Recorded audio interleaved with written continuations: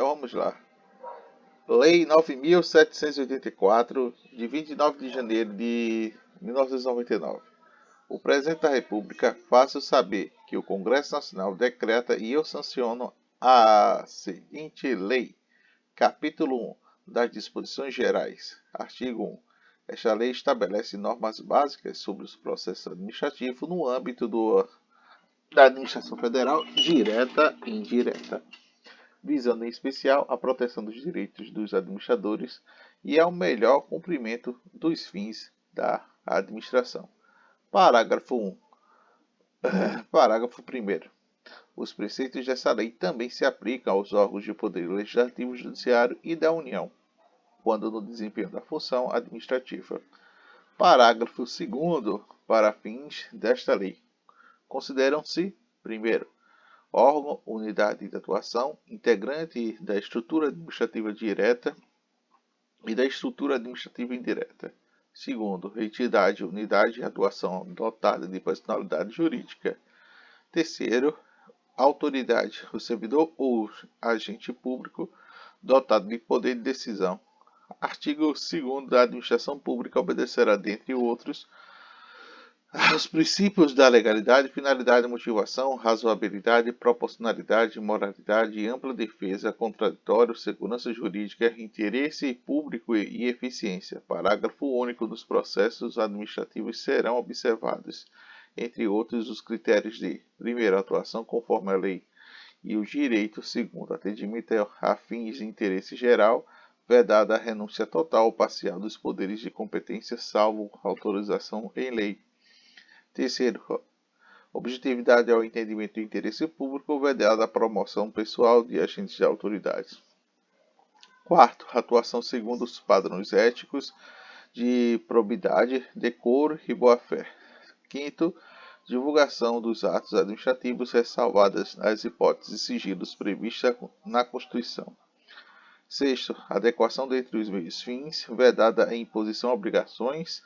restrições, sanções e medidas em medida superior àquela estritamente necessárias ao atendimento e interesse público; indicação aos pressupostos de fato e direito que determinam a decisão. Oitavo, observância das formalidades essenciais à garantia dos direitos dos administrados. Nono, de forma simples e suficiente para proporcionar adequado grau de certeza, segurança e respeito aos direitos dos administradores. Décimo, garantia dos direitos à comunicação, à apresentação de alegações finais, à produção de provas e à imposição de recursos nos processos em que possam resultar sanções e nas situações de ilegítimo.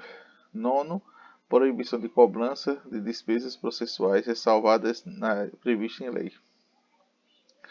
12º, impulsão do ofício do processo administrativo sem prejuízo da atuação dos interessados. 13º, a interpretação de uma norma administrativa de forma melhor que garanta o atendimento a fim público que se dirige na vedação da aplicação retroativa de uma nova interpretação. Capítulo 2. Dos direitos dos administrados. Terceiro artigo. O administrador tem como os seguintes direitos perante a administração, sem prejuízo de outros que lhes sejam assegurados. Primeiro, serão tratados com respeito pelas autoridades e servidores que deverão facilitar o exercício dos seus direitos, o cumprimento de suas obrigações. Segundo, ter ciência da tramitação do processo administrativo, que tenham condições de interessados ter vista dos autos, obter cópias de documentos neles contidos, conhecer decisões proferidas. Terceiro, formular alegações, apresentar documentos antes da decisão, os quais são objetivos de consideração pelo órgão competente. Quarto, fazer assistir facultativamente por advogado, salvo quanto obrigatória, a representação por força da lei. Terceiro, dos deveres do administrado. Artigo 4º. São deveres do administrado perante a administração, sem prejuízo de outros previstos em atos normativos. Primeiro, expor fatos que conformam a verdade. Segundo, proceder com lealdade, humanidade e boa-fé. Terceiro, não agir de modo temerário. Quarto, prestar informação que lhe forem solicitadas e colaborar para o esclarecimento dos fatos. Capítulo 4 do início do processo. Artigo 5º. O processo administrativo pode iniciar-se de ofício ou pedido de interessado. Artigo 6º. Requerimento inicial do interessado, salvo em casos em que for admitida solicitação oral, que deve ser formulado por escrito e conter os seguintes dados. Primeiro, a autoridade administrativa a que se dirigir. Segundo, a identificação do interessado ou a quem o represente. Terceiro, domicílio requerente ou local que recebido de comunicações. Quarto, formulação de pedido com exposição de atos de seus fundamentos. Quinto, da data de assinatura requerente ou do seu representante. Parágrafo único. É vedada à administração a recusa imotivada de recebimento de documentos, devendo o servidor orientar o interessado quanto ao suprimento de eventuais falhas. Sétimo, os órgãos e entidades administrativas deverão elaborar modelos e formulários padronizados para assuntos que importam a proteção equivalente. Oitavo, quando os pedidos têm uma pluralidade de interessados que diferem conteúdo, fundamentos idênticos que poderão ser formulados em um único requerimento, salvo preceito legal contrário. Quinto, dos interessados. Artigo 9º. São legitimados como interessados dos processos administrativos. Primeiro, pessoa física ou jurídica que iniciem com titulares os direitos dos interessados individuais no exercício do seu direito de representação. 2. Aqueles que, sem terem iniciado o processo, têm direito dos interesses que possam ser afetados pela decisão a ser adotada. Terceiro, as organizações e associações representativas no tocante dos direitos e interesses coletivos. Quarto, as pessoas ou associações legalmente constituídas quanto ao direito ou interesses difusos. Décimo, são capazes para fins do processo administrativo os maiores de 18 anos, ressalvadas pela previsão especial em ato normativo próprio. Capítulo 6 da competência. Artigo 11. A competência é irrenunciável a exercer pelos órgãos e se exerce pelos órgãos administrativos que foi atribuída como própria, salvo em casos de delegação, avocação legalmente admitidos.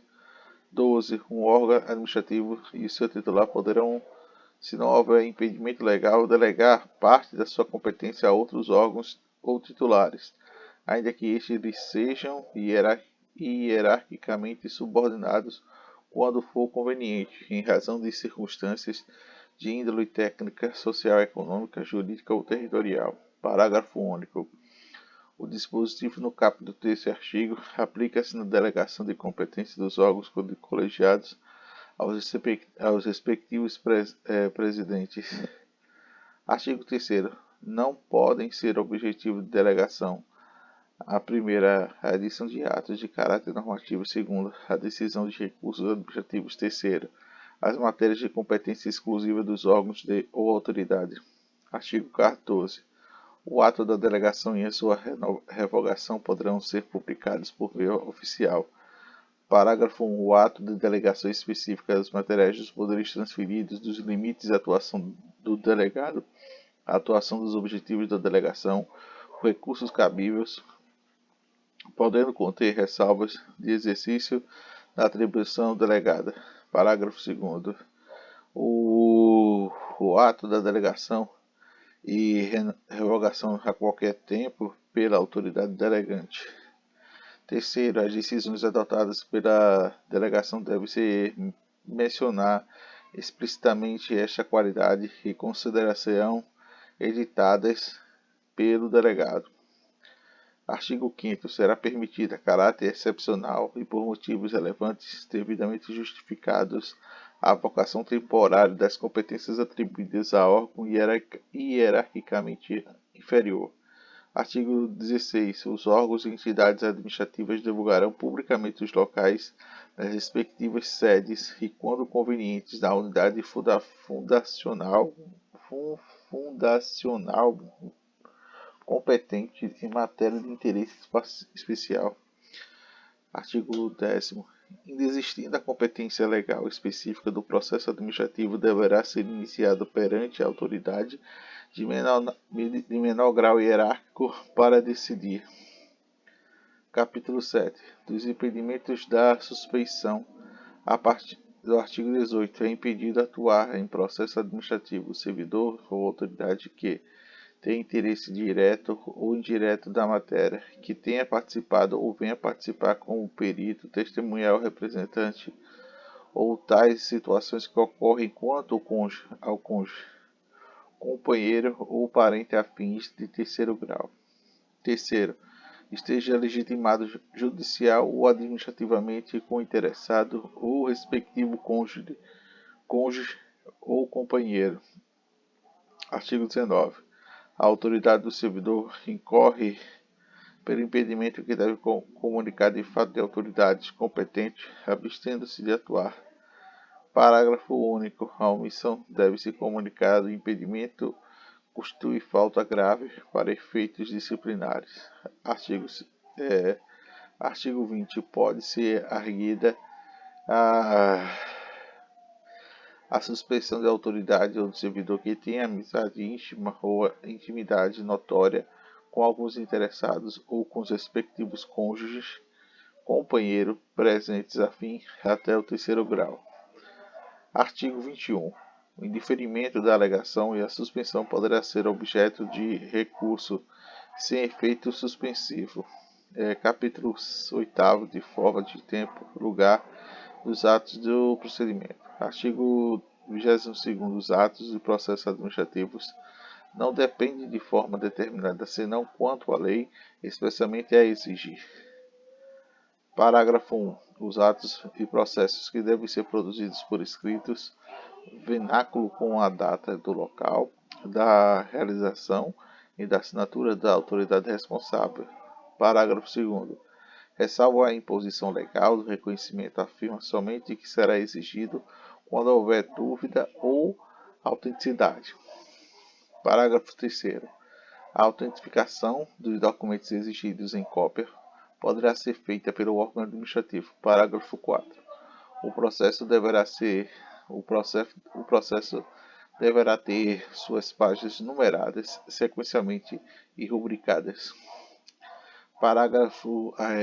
Artigo 23.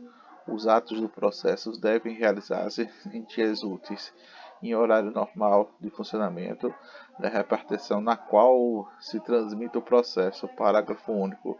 Serão concluídos depois do horário, normalmente já atos iniciados, cujo adiamento prejudica o recurso, regula o procedimento ou cause dano do interessado à administração. Artigo 24. Inexistente a disposição específica dos atos dos órgãos de autoridade responsável pelo processo dos administrados de que dele participe ou deve ser praticado no prazo de 5 dias. São salvo por motivos de força maior. Parágrafo único. O parágrafo previsto neste artigo pode ser dilatado até o dobro mediante comprovante de justificação. Artigo 25. Os atos dos procedimentos devem se realizar-se preferencialmente na sede do órgão, certificando-se o interesse e, se for, o local de realização. Capítulo 9. Da comunicação dos atos. Artigo 26. O órgão competente perante o qual tramita o processo administrativo determinará a intimação do interessado para a ciência da decisão ou aferição das diligências. Primeiro, intimação deverá conter identificação do intimado, nome do órgão ou entidade administrativa. Segunda, a finalidade da intimação. Terceiro, a data, hora e local que deve se comparecer. Quarto, a ser intimado deve comparecer pessoalmente ou fazer representar. Quinto, informar da continuidade do processo independente do seu comparecimento. Sexto, da indicação dos fatos é fundamental legais pertinentes. Parágrafo 2º. A intimação observará com a antecedência mínima de 3 dias úteis quanto à data do comparecimento. Parágrafo 3º. A intimação pode ser efetuada por ciência do processo, por via postal, com aviso do recebimento, por telegrama ou por meio de que assegure a certeza da ciência do interessado. Parágrafo 4º. O caso do interessado em determinados desconhecidos ou domicílio indefinido. Intimação que deve ser efetuada por meio de publicação oficial. Parágrafo 5º. As intimações podem ser nulas quando feitas de observância de prescrições legais, mas o comparecimento do administrador supera as faltas da irregularidade. Artigo 27. O desatendimento da intimação não importa o reconhecimento ou a verdade dos fatos, nem renuncia ao direito da administrado. Parágrafo único. No prosseguimento do processo será garantido direto e de ampla defesa do interessado. Artigo 28. Deve ser objeto de intimação dos atos do processo que resultam em interessado da imposição dos deveres, onde de sanções e restrições de exercício de direito e atividade e dos atos de outra natureza, de seu interesse. Capítulo 10 da Instrução. Artigo 29. As atividades de instrução destinadas a averiguar e comprovar os dados necessários a tomar decisão realiza-se do ofício mediante a impulsão do órgão responsável pelo processo, sem prejuízo do direito dos interessados de propor atuações probatórias. Parágrafo 1. O órgão competente para a instrução fará constar dos dados necessários à decisão do processo. Parágrafo 2º. Os atos de instrução que exigem a atuação de interessados devem realizar-se de modo menos oneroso para estes. Artigo 30.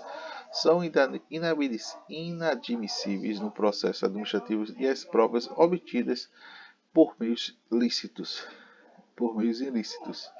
Artigo 31. Quando a matéria do processo envolver assunto do interesse geral, o órgão competente poderá, mediante despacho motivado, abrir períodos de consulta pública para manifestação dos terceiros, antes da decisão do pedido, se não houver prejuízo para a parte interessada. Parágrafo 1. A abertura da consulta pública será objeto de divulgação pelos meios oficiais, a fim de que as pessoas físicas ou jurídicas possam examinar os autos, fixando-se o prazo para oferecer alegações escritas. Parágrafo 2. Comparecimento à consulta pública que não confere por si a condição do interessado do processo, mas confere o direito da obtenção da administração à resposta fundamentada que poderá contribuir para todas as alegações substancialmente iguais. Artigo 32. Antes da tomada de decisão, a juízo da autoridade, diante a relevância da questão, poderá ser realizada a audiência pública para os debates sobre a matéria do processo. Artigo 3º. Os órgãos e entidades administrativas em matérias relevantes poderão estabelecer por outros meios de participação administrativa diretamente por meio de organizações e associações legalmente reconhecidas. Artigo 4.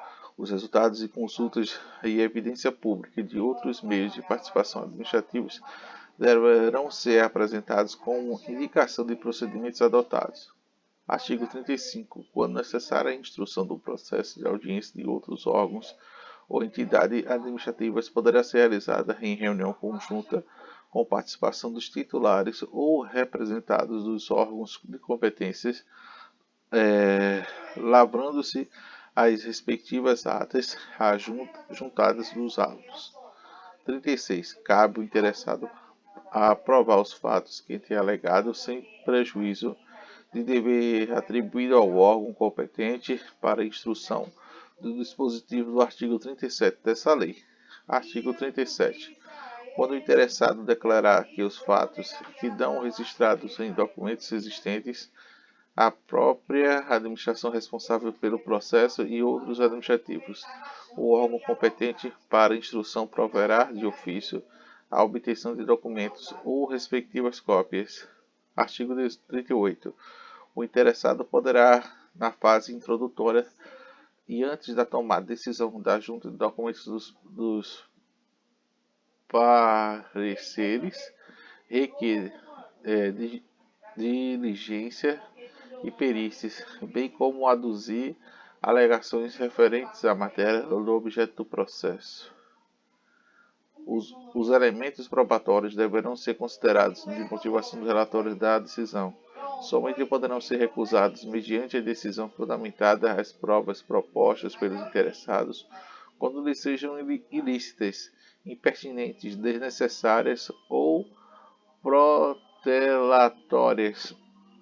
Artigo 39. Quando for necessária a prestação de informação ou a apresentação de provas pelo interessados ou terceiros, serão expedidas intimações para este fim, mencionando-se da data, prazo, forma e condição de atendimento. Parágrafo único. No sentido de atendida a intimação, poderá o órgão competente atender relevante à matéria, suprir os ofícios, omissão, não se eximindo da proferir a decisão.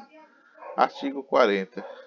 Quando dados à atuação ou documentos solicitados aos interessados que forem necessários à apreciação do pedido formulado, ou não atendimento ao prazo fixado pela administração para a respectiva apresentação, implicará do arquivamento do processo. Artigo 41.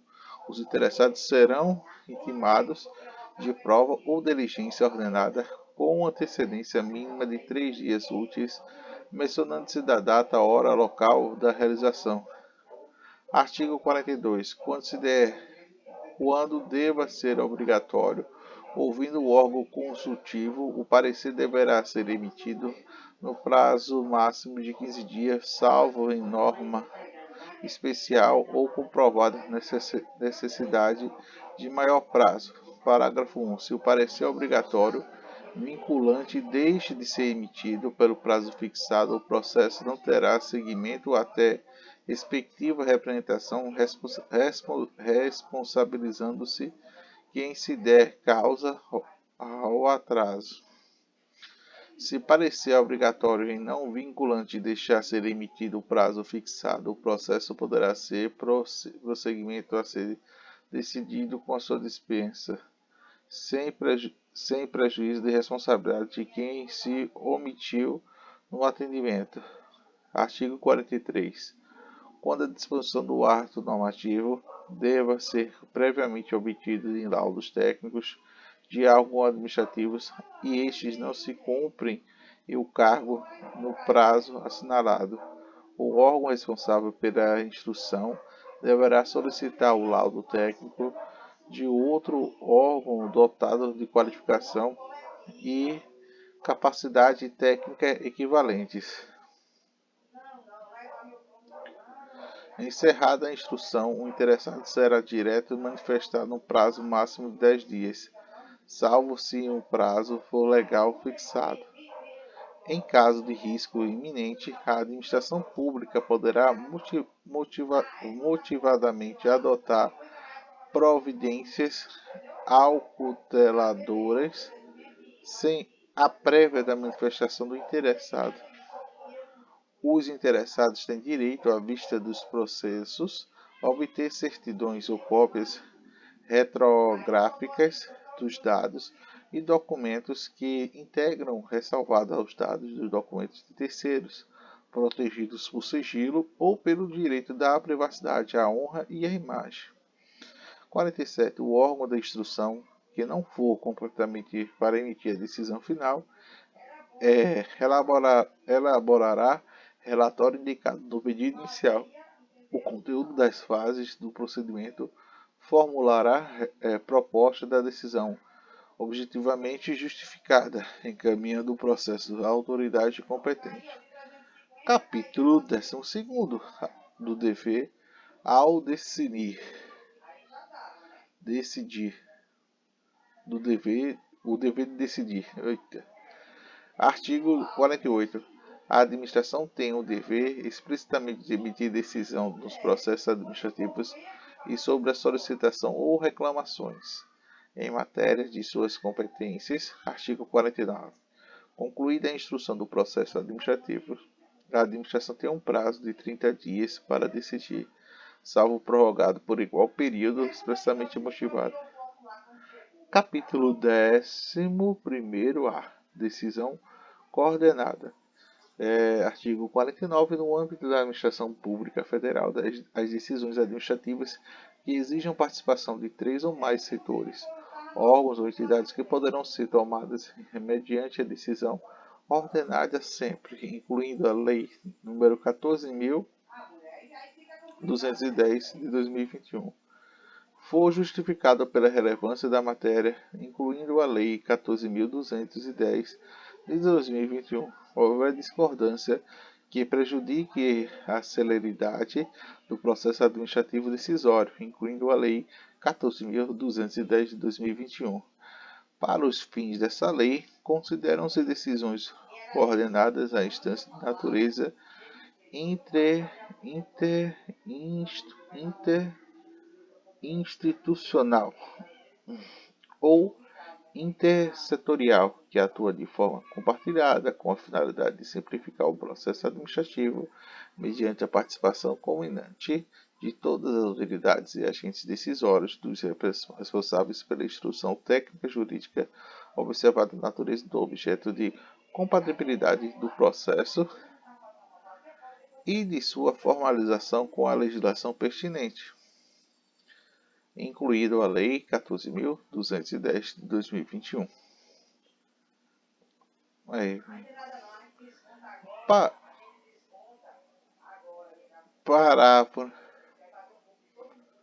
Parágrafo 4. A decisão coordenada não exclui a responsabilidade originária de cada órgão ou autoridade envolvida, incluindo a Lei 14.210 de 2021. Parágrafo 5. A decisão coordenada observará os princípios de legalidade, da eficiência e da transparência, com utilização sempre necessária, simplificação dos procedimentos e da concentração de instâncias decisórias. Artigo 16. Não se aplica a decisão coordenada aos processos administrativos. Primeira licitação, incluindo a Lei 14 de 210, relacionados ao poder sancionador, incluindo pela Lei 14.210 de 2021, em que sejam envolvidos autoridades e poderes distintos. Artigo 49b. Poderão habitar-se a participação da decisão coordenada da qualidade de ouvintes os interessados que por tratar do artigo 9º desta lei, incluindo a Lei 14.210 de 2021. Parágrafo único. A participação da reunião, que poderá incluir direitos à voz, que será deferida pela decisão incorrível da autoridade responsável pela convocação da decisão coordenada. Artigo 49, vedado. Artigo 49d. A participação da decisão coordenada deverá ser intimados da forma do artigo 26 dessa lei. Artigo 49e. Cada órgão ou entidade participante é responsável pela elaboração do documento específico sobre o tema atinente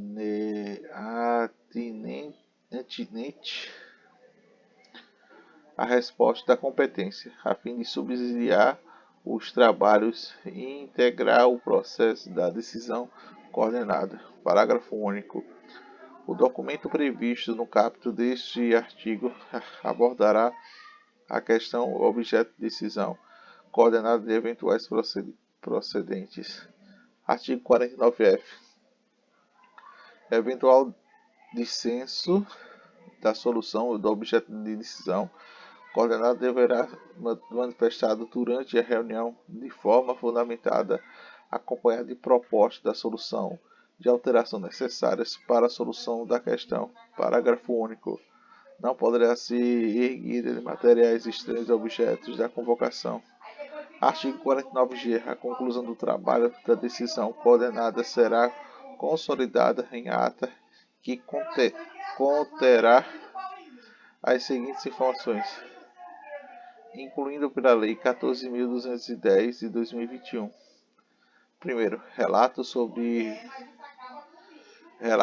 os itens da pauta, síntese dos fundamentos aduzidos, síntese das teses pertinentes aos objetos de convocação, registro de orientação das diretrizes, das soluções ou das propostas e de atos governamentais relativos ao objeto de convocação, e posicionamento dos participantes para subsidiar futuras atuações governamentais em material de idêntica ou similar. Decisão de cada órgão ou entidade relativamente à matéria sujeita à sua competência. Primeiro, a assinatura da ata poderá ser comprometida, poderá ser complementada a fundamentação da decisão da autoridade do agente a respeito da matéria da competência do órgão ou da entidade representada. Terceiro, a ata será publicada no exato do Diário Oficial da União, a qual deverá constar, além de registros referidos ao inciso 4 no caput desse artigo, os dados identificadores da decisão coordenada e o órgão local em que se encontra a ata do seu inteiro teor, para conhecimento dos interessados. Capítulo 12 da motivação. Artigo 50. Os atos administrativos deverão ser motivados com indicação dos fatos das fundamentações jurídicas quando neguem o limite e afetem os direitos ou interesses, que imponham o agravo de diversos encargos e sanções, que decidam processos administrativos de concurso ou seleção pública, dispense ou declare inexigibilidade do processo licitatório, que decidam recursos administrativos, que decorram do reexame de ofício, que deixem aplicar jurisprudência afirmando sobre a questão ou se discrepem dos pareceres, laudos, propostas e relatórios oficiais, importem a anulação, revogação, suspensão ou convalidação de atos administrativos. Parágrafo 1. A motivação deve ser explícita, declara, concluente, podendo consistir na declaração, concordância, fundamentos anteriores, pareceres, informações, decisões ou propostas, que nesse caso serão parte integrante do ato. Na solução de vários assuntos da mesma natureza, pode ser utilizado por mecânico que produzidas de fundamento das decisões, desde que não prejudiquem direito ou garanta dos interessados. As motivações das decisões de órgãos colegiados e comissões ou de decisões que constará da respectiva de ata ou de termos escritos. Capítulo 13 das desistência e de outros casos da extinção do processo. Artigo 51. O interessado poderá, mediante manifestação escrita, decidir total ou parcialmente pelo pedido formulado ou ainda renunciar aos direitos disponíveis. Havendo vários interessados, a desistência ou renúncia que atinge somente a quem a tenha formulado. Parágrafo 2º. A desistência ou renúncia do interessado, conforme o caso, não prejudica o procedimento do processo, se a administração considera que o interessado público assim o exige. Artigo 52. O órgão competente poderá declarar, existindo o processo, quando exaurida sua finalidade ou objeto de decisão, se torna impossível ou inútil, prejudicando pelo fato superveniente. Capítulo 4. Da anulação, revogação e da convalidação. 43. A administração deve anular os seus próprios atos quando eivados de vício de legalidade, e pode revogá-los por motivos de conveniência ou oportunidade, respeitados os direitos adquiridos. Artigo 54. O direito da administração anula administrativos que declaram efeitos favoráveis para destinatários que decaem em 5 anos cortados da data que foram praticados, salvo comprovante de má-fé. Nesse caso, os efeitos patrimoniais continuam no prazo de decadência, contendo-se na exceção do primeiro pagamento, considerando-se o exercício do direito de anular qualquer medida, a autoridade administrativa impondo a impugnação ou validade do ato.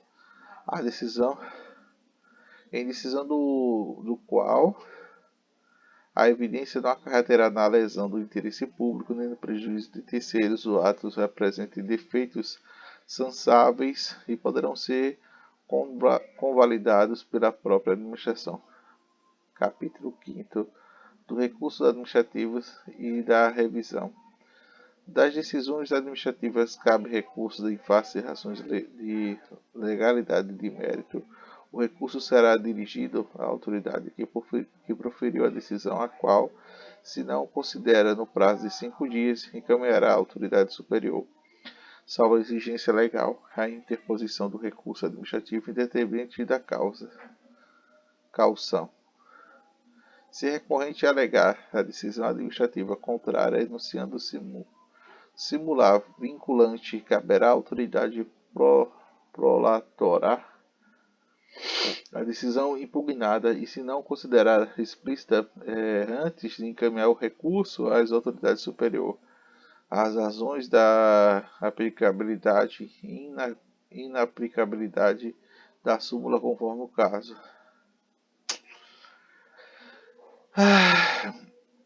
Artigo 57. O recurso administrativo tramitará no máximo de três instâncias administrativas, salvo a disposição legal diversa.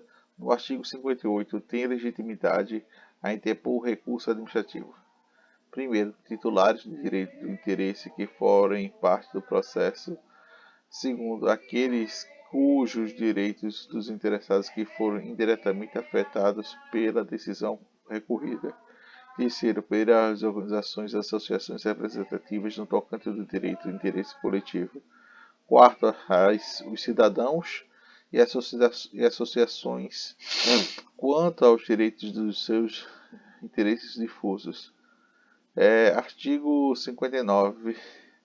São salvos nas disposições legal específica que é 10 dias de prazo de interposição de recursos administrativos, contando a partir da ciência da divulgação oficial da decisão recorrida. Quando a lei fixa em prazo diferente, os recursos administrativos deverá ser decidido no prazo máximo de 30 dias a partir do recebimento dos atos pelos órgãos competentes. O prazo mencionado pelo parágrafo anterior poderá ser prorrogado por igual período entre a justificativa explícita.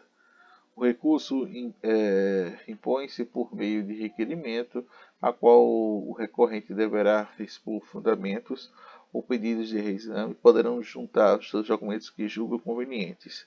Artigo 61. Será salvo disposição legal, no contrário do recurso que não tenha efeito suspensivo. Parágrafo único.